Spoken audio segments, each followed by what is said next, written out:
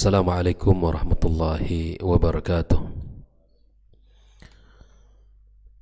Innal hamdalillah nahmaduhu wa nasta'inuhu wa nastaghfiruhu wa nastahdihi wa na'udzu billahi min shururi anfusina wa sayyiati a'malina.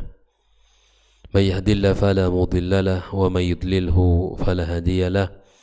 Asyhadu an la ilaha illallah wahdahu la syarika lahu wa asyhadu anna Muhammadan abduhu wa rasuluh alladhi ballagha ar-risalah wa adda al-amanah wa nasaha al-ummah wa jahada fillahi haqqa jihadih. Qala ta'ala ya ayyuhalladhina amanu ittaqullaha haqqa tuqatih wa la tamutunna illa wa antum muslimun. وقال أيضا يا أيها الذين آمنوا اتقوا الله وقولوا قولا سديدا يصلح لكم أعمالكم ويغفر لكم ذنوبكم ومن يطع الله ورسوله فقد فاز فوزا عظيما. أما بعد فإن أصدق الحديث كتاب الله وخير الهدي هدي محمد صلى الله عليه وسلم وشر الأمور محدثاتها وكل محدثة بدعة وكل بدعة ضلالة وكل ضلالة في النار. Ikhwani wa akhwati fi din, kaum muslimin dan muslimat, al-musyahidin wal musyahidat, para pendengar dan pecinta ilmu dimanapun berada. Alhamdulillah, kita bersyukur pada Allah Azza wa Jalla, kita masih diberikan kesehatan umur oleh Allah sehingga kita bisa datang memenuhi undangan Allah Azza wa Jal, menghadiri salah satu kewajiban kita, menunaikan tugas mulia kita, yaitu beribadah kepada Allah Azza wa Jal, melaksanakan ibadah fardu subuh. Lalu kemudian kita duduk sejenak membaca kitab-kitab para ulama kita, mudah-mudahan menjadi sebab kita diampunkan Allah Azza wa Jalla dan sebab kita mendapatkan keberkahan di dalam kehidupan kita. Salat dan salam senantiasa kita sampaikan untuk junjungan kita Nabi besar Muhammad sallallahu alaihi wasallam. Mudah-mudahan kita mendapatkan syafaatnya pada hari kiamat kelak. Ikhwani wa akhwati fi din, kaum muslimin dan muslimat, kembali kita bersama kitab Al-Mulakhas fi Syarh Kitab Tauhid karya Syekh Shalih Al-Fauzan, di mana pagi ini kita masih melanjutkan bab yang ke-20, pembahasan tentang babu ma jaa min at-taghlidhi fi man 'abadallaha 'inda qabri rajulin salih fa kaifa idza 'abadah.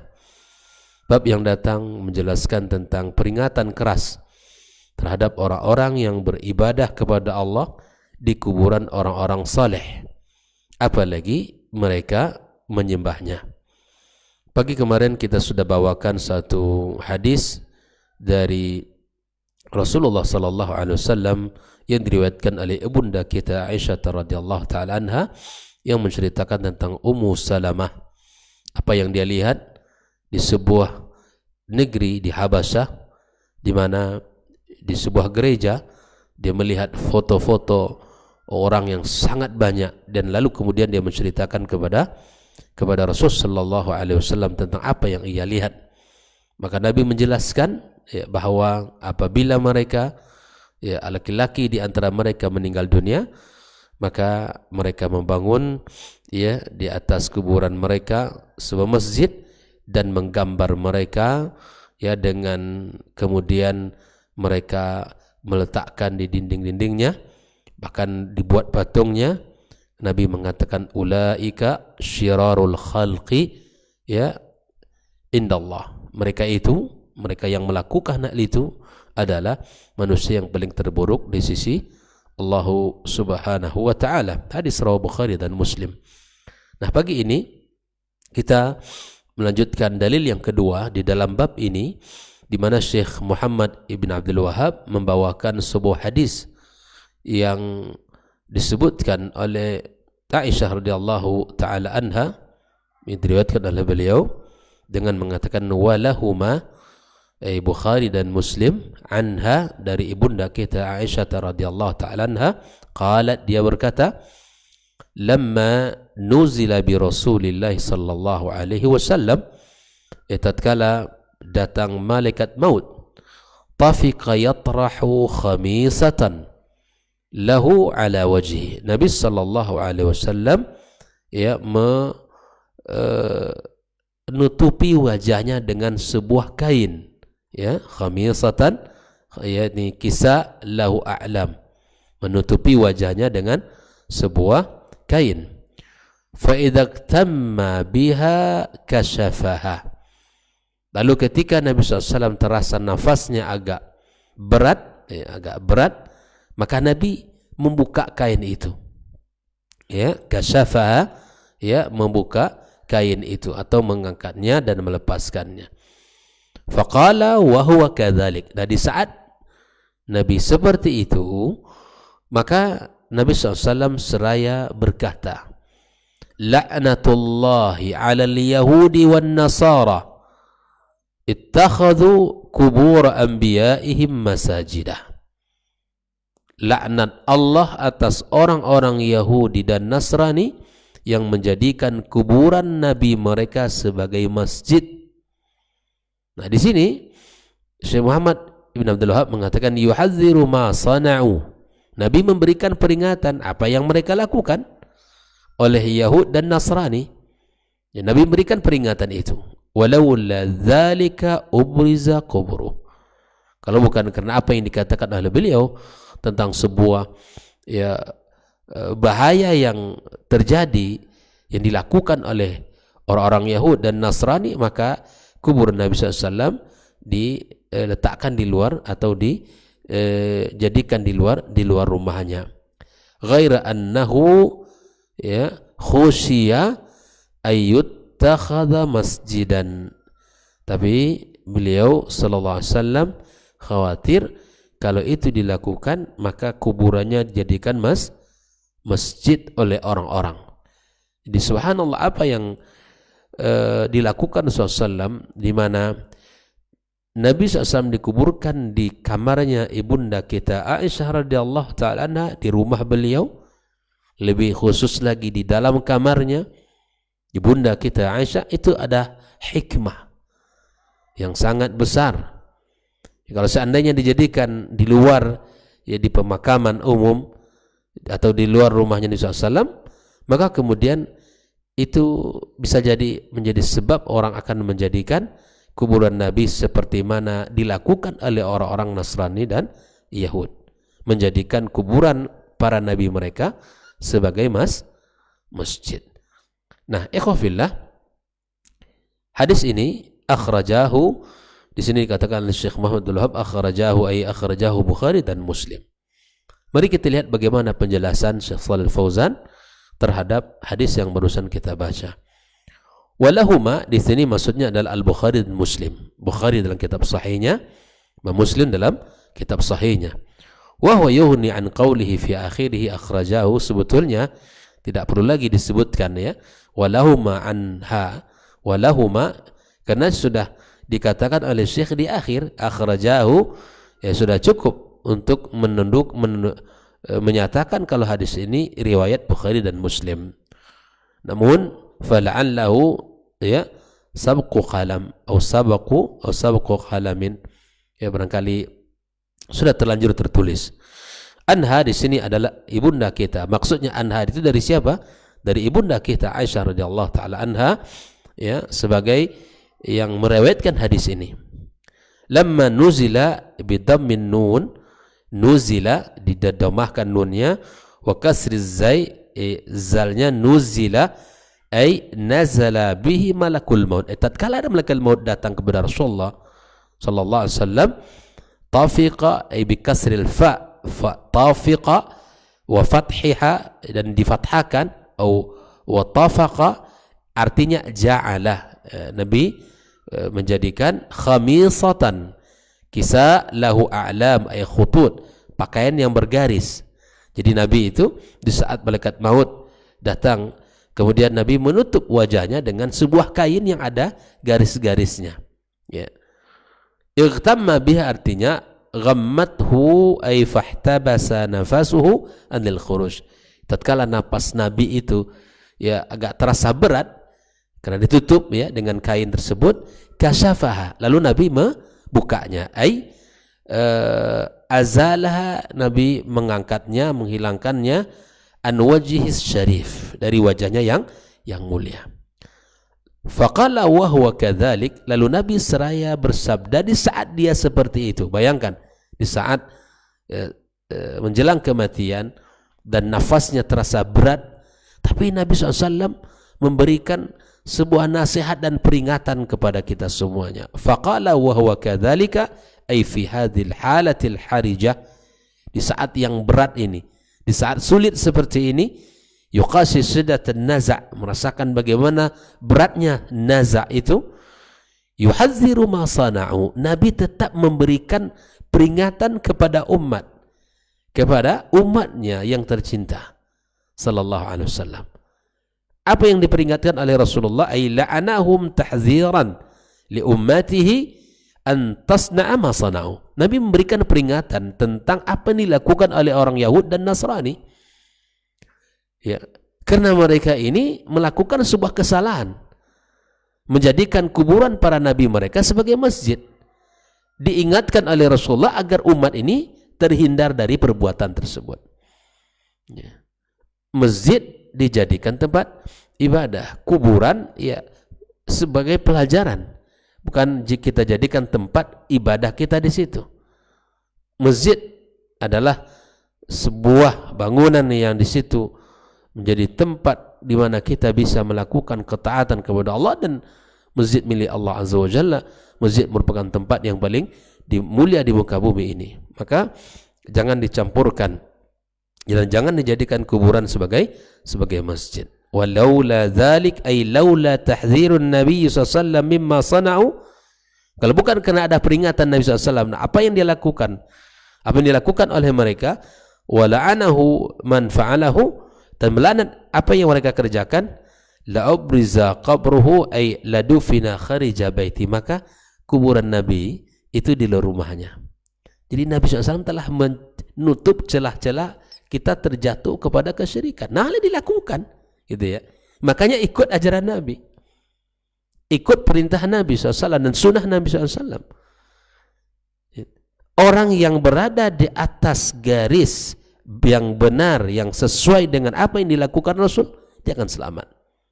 Yang berada di atas mandat Rasul SAW akan selamat. Di atas syariat Nabi SAW akan beruntung. Maka sadarilah wahai saudara-saudariku dimanapun berada, ya, di dalam bab ini berhati-hatilah kita, jangan sembarangan. Ya, kalau Nabi melarang, tinggalkan sudah. Kalau Nabi perintahkan, kerjakan. Nabi peringati di saat kapan ini? Di saat dia naza. Hal yang sangat penting, dan seluruh apa yang disampaikan Nabi itu penting. Tapi ada pesan yang sangat berharga dari Nabi SAW untuk kita, agar kita tidak seperti apa? Seperti orang Yahud dan Nasrani yang menyimpang dari agama mereka. Di antara penyimpangannya apa? Menjadikan kuburan Nabi mereka sebagai masjid. Makanya kita kalau datang ke kuburan Nabi SAW di Madinah, masuk dari Babus Salam, di saat kita masuk Babus Salam, terus melangkah kita menuju kuburan Nabi SAW, maka kita mengucapkan Assalamu alaika ya Rasulullah. Kita ucapkan salam kepada Nabi kita sallallahu alaihi wasallam. Kita doakan. Kita ucapkan jazakallahu anna khairal jaza. Ya. Kita ucapkan terima kasih kepada Rasul SAW atas hidayah yang kita dapatkan, risalah yang dia bawa. Allah berikan kepada kita kebaikan yang sangat banyak. Ya. Kita ucapkan jazakallahu anna khairal jaza. Setelah itu kita ucapkan salam kepada sahabatnya Abu Bakar, Assalamu alaika ya Aba Bakrin. Kita ucapkan salam kepada beliau, kemudian kita ucapkan pula terima kasih kepada Abu Bakar As-Siddiq radhiyallahu ta'ala. Kemudian di sampingnya lagi kita ucapkan Assalamu alaika ya Umar Al-Faruq. Kita ucapkan salam dan kita ucapkan terima kasih kepadanya pula. Ini yang dianjurkan.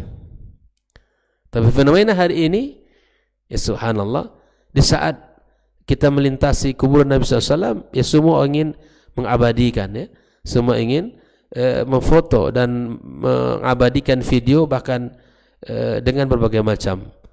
Maka kita di situ kita dapatkan para syurti, ya, polisi haram itu, dan itu sangat ketat mereka, karena ada saja orang-orang yang akan melakukan hal-hal yang menyimpang, dikhawatirkan keras di situ. Mereka jaga betul agar tidak terjadi kesyirikan dan tidak terjadi penyimpangan-penyimpangan. Alhamdulillah Allah berikan, ya, kepada negara Arab Saudi, ya, kerajaan Arab Saudi, sebuah pemahaman dan semangat untuk menjaga agama Allah Subhanahu wa taala. Semoga Allah berikan, ya, keselamatan kepada negara tersebut. Allah berikan penjagaan kepada rajanya dan kepada putra mahkotanya dan kepada siapapun yang berada di sana yang memiliki amanah yang besar untuk menjaga tauhid ini.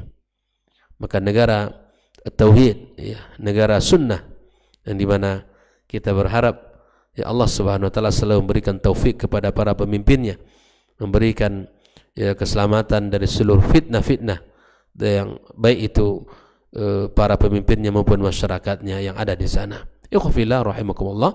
Begitupun, ya, di Masjidil Haram di Mekah dijaga, diperhatikan para polisi haram, ya, kepada seluruh syurti yang ada. Mereka menjaga-jaga agar umat ini, ya, tidak terjerumus kepada sebuah pelanggaran syariat. Ikhwafillah. Kita lanjutkan. Ada khasyiah, ghair annahu khasyiah dibaca dengan kha, bifathil kha, khasyiah di sini artinya fayakunul ma'na anna Rasul sallallahu alaihi wasallam huwa alladhi amarahum bi'adami ibrazi qabri. Artinya di sini kalau dibaca khasyiah, Nabi yang memerintahkan agar kuburan tidak diletakkan di luar rumahnya. Wa yurwa bi dhammil kha, khusya, sebagaimana dalam nasnya yang kita baca tadi. Di sini maknanya, ya, anna sahaba humul ladzina khashaw zalika, para sahabat yang khawatir, ya, falam yabruzu qabrah, di mana kuburan tidak diletakkan di luar rumah Nabi kita sallallahu alaihi wasallam. Nah, di sini ada dua catatan. Ada dua hal, ya, ada catatan penting di sini, ya. Baik itu dibaca dengan khasyiyah dengan fathah kha atau didammahkan khusyiyah. Kalau dibaca khasyiyah, Nabi yang khawatir. Kalau kuburannya ditaruh di luar rumah Nabi SAW, Nabi khawatir nanti kuburannya dijadikan seperti orang-orang Yahudi dan Nasrani menjadikan kuburan para nabi mereka. Yang kedua, dibaca dengan dhammah khusyiyah, maka di sini para sahabat yang khawatir. Bayangkan, ya, para sahabat yang khawatir, sehingga mereka tidak menjadikan kubur Nabi SAW di luar rumahnya. Nah, ini menunjukkan betapa, ya, Allah Subhanahu wa taala menjaga Nabi SAW, menjaga umat ini. Dengan ilmu yang ada pada para sahabat, mereka tidak menjadikan itu di luar rumah Nabi kita sallallahu alaihi wasallam kuburannya. Maka itu ikhwafillah, baik dibaca dengan dhamma ataupun fathah, kedua-duanya. Maka catatan pentingnya adalah kalau dibaca dengan fathah, maka Nabi yang khawatir. Kalau dibaca dengan dhammah, para sahabat yang khawatir. Nah, oleh itu kemudian makna global dari hadis ini apa? Al-ma'na al-ijmali al-hadis huwa anna Nabi SAW, di mana Rasulullah hirsan minhu ala himayati tauhid. Nabi SAW sangat perhatian dan sangat tinggi, ya, perhatiannya terhadap apa? Himayati tauhid, penjagaan terhadap tauhid. Wa tajnibil ummati ma waqa'at bihi fihi al-umamu dhalatu min al-ghulu fi quburi anbiya'ihim. Dan berusaha menjauhkan umat ini dari apa yang telah terjadi dari penyimpangan-penyimpangan umat-umat terdahulu. Nabi berusaha menjaga tauhid, tidak keluar dari, ya, dari jalur utamanya, tidak keluar dari aturan-aturannya, sehingga umat ini terhindar dari kesesatan umat-umat terdahulu, dari berupa al-ghulu fi kuburi anbiya'ihim, ghulu terhadap kuburan para nabi mereka. Ata'ala ila dhalika bihim ila syiriki, sehingga itu membawa mereka kepada kesyirikan. Ja'ala sallallahu alaihi wasallam huwa fi siyaqil mauti wa maqasati shiddatin naza', sehingga Nabi SAW di saat dia sakit naza' itu pun memberikan nasihat kepada kita, yuhadzir ummatahu, memberikan peringatan kepada umatnya, an la yaghlu fi qabri, tidak boleh ghulu di kuburannya, fayattakhidhuhu masjidan, dan dijadikan masjid, fa yusalluna indah, sehingga mereka salat di kuburan Nabi kita sallallahu alaihi wasallam, atau di kuburannya. Kama fa'alatil yahudu wan nasara, seperti apa yang dilakukan oleh orang-orang Yahud dan Nasrani, zalika ma'a kuburi anbiya'ihim. Jadi Nabi memberikan peringatan itu agar tidak dilakukan. Ya, orang-orang yang melakukan apa yang dilakukan oleh apa yang dilarang oleh Nabi, itu berarti melakukan apa yang dilakukan oleh Yahudi dan Nasrani. Fasallallahu wa sallama alaihi laqad ballaghal balaghal mubin. Semoga salat dan salam selalu tercurahkan kepada Rasulullah, karena telah memberikan ilmu yang sangat jelas, memberikan penyampaian yang sangat wadih, yang sangat gamblang. Ikhwafillah, munasabatul hadits lil bab, ketersesuaian hadis dengan bab yang sedang kita baca, anna fihi al-man'a min ibadatillahi 'inda quburil anbiya. Di dalam hadis ini terdapat larangan beribadah kepada Allah di sisi kuburan para nabi. Bukan di situ tempat ibadah. Tempat ibadah itu di masjid, bukan di kuburan. Baik kuburan orang-orang para anbiya, apalagi kuburan orang soleh. Di kuburan nabi sih tidak boleh, apalagi di kuburan orang-orang yang dianggap dia para wali. Ya, tidak boleh. Sudah, kalau datang ke kuburan sebagai sarana, sebagai nasihat untuk kita bahwa kita akan berakhir, itu satu. Yang kedua, kita datang untuk mendoakan orang yang kita kunjungi, yang setelah mendahului kita, agar Allah ampunkan dosa-dosanya, Allah lapangkan kuburannya. Itu saja dua faedah yang bisa kita dapatkan ketika kita ziarah kubur. Yang pertama, sebagai mau'izah bagi kita, nasihat dan pelajaran bahwa kehidupan kita akan berakhir. Yang kedua, kita mendoakan orang yang telah mendahului kita itu. Bukan kita sholat di situ, dan bukan kita meminta kepada yang sudah meninggal itu. Kita hanya datang memberikan doa dan mengambil pelajaran. Itulah faedah kita ziarah kubur. Ikhwafillah, apa yang bisa kita ambil daripada hadis yang barusan kita baca ini? Naam, ma yustafadu minal hadis. Yang pertama, al-man'u min ittikhadhi kubur al-anbiya was-salihin masajida yusalla fiha lillah, lianna dhalika wasilatun ila syirki. Larangan menjadikan kuburan para nabi dan orang-orang saleh sebagai masjid yang salat di situ.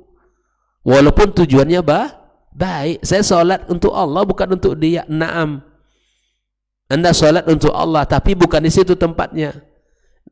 Bukan di situ tempatnya.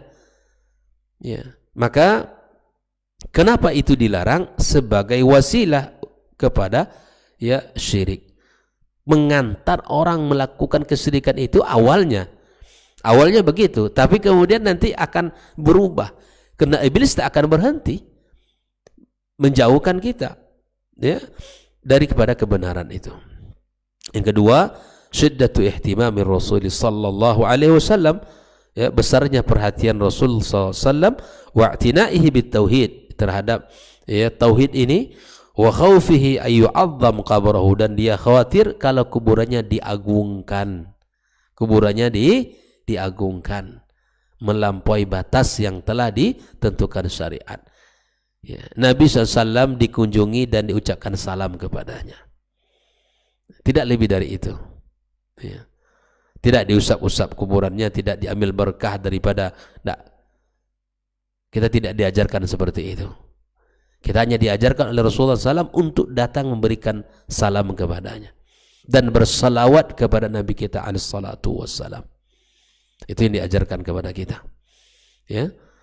Kemudian wa khawfihi ay yu'azzam qabruhu li'anna dzalika yufdi ila syirki. Karena itu akan mengantarkan kita kepada kesyirikan. Yang ketiga, jawazu la'nil yahudi wan nasara. Dibolehkan kita melaknat orang Yahudi dan Nasrani, wa man fa'ala mithla fi'lihim, dan melaknat siapapun yang mengerjakan apa yang dikerjakan oleh mereka, minal bina'i alal kubur, membangun kuburan, wa ittikhadhiha masajida. Di sebagian tempat kita lihat ya, kuburan para raja, para tuan-tuan guru, para wali-wali, kita lihat seperti masjid betul, ada kubahnya, ya kan? Ada kubahnya, ada pagarnya, ada bangunannya, seperti masjid betul. Ini dilarang dalam agama kita, dilarang, tidak dibolehkan melakukan hal yang seperti ini. Ya, maka sebagian orang itu sebagai ya sarana untuk bisnis juga. Datang ke situ, ada uangnya, ada kotak dan bahkan dilempari uang ke situ dan seterusnya. Diyakini kalau kita memberikan uang sekian, maka kita akan mendapatkan ini dan itu. Ini semua adalah tipuan. Ini semua adalah ya tipuan yang dilakukan oleh orang-orang yang bertanggung jawab di tempat itu. Maka sadarilah tauhid yang benar, kenali tauhid yang benar, pahami agama ini dengan baik. Kita hanya datang untuk mengucapkan salam dan minta ampun kepada Allah atas dosa-dosanya. Yang keempat adalah bayanul hikmah min dafni Nabi SAW fi baiti. Menjelaskan hikmah tentang kuburan Nabi kita SAW, kenapa dikuburkan di kamarnya atau di rumahnya. Wa anna dzalika liman al-iftitani bihi, karena agar dijauhkan kita dari fitnah. Ya, dijauhkan kita dari fitnah. Ya. Ada Nabi yang kelima, anan Nabi SAW basyarun, Nabi itu adalah manusia, yajri alaihi ma yajri al-bashar minal mauti wa syiddatin naza. Bahwa manusia biasa, Nabi SAW manusia seperti kita, maka dia juga merasakan apa yang dirasakan oleh manusia lainnya. Ya, di saat meninggal dunia, dia juga merasakan betapa sakitnya naza.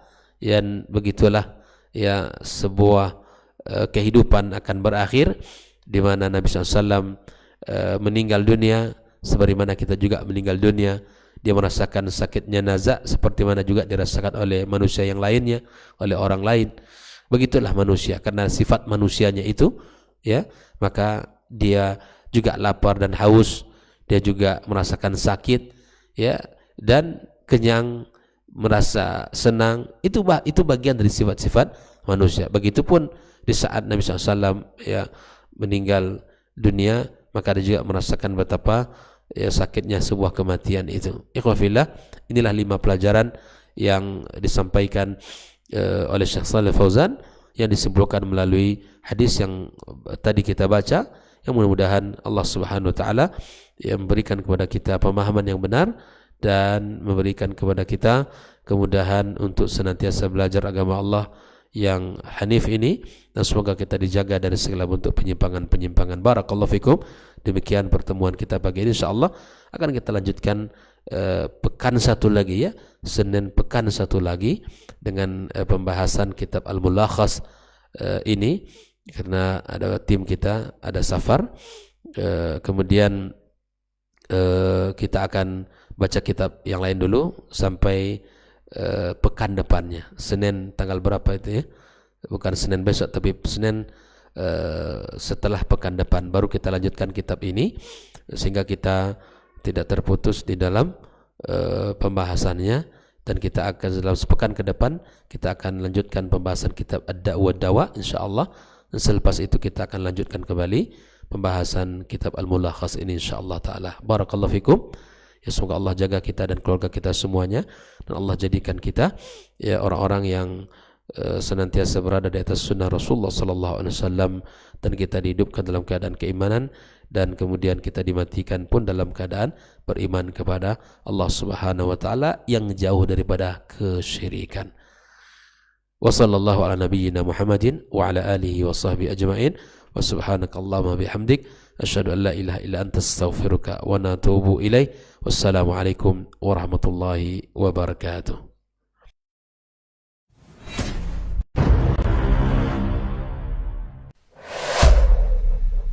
Dunia dan seisinya ini bagi Allah tak sama nilainya dengan sebelah sayap lalat.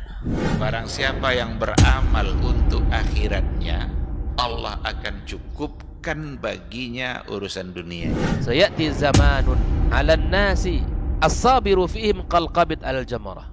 Akan ada satu masa di akhir zaman yang berpegang teguh dengan agamanya seperti orang yang sedang memegang bara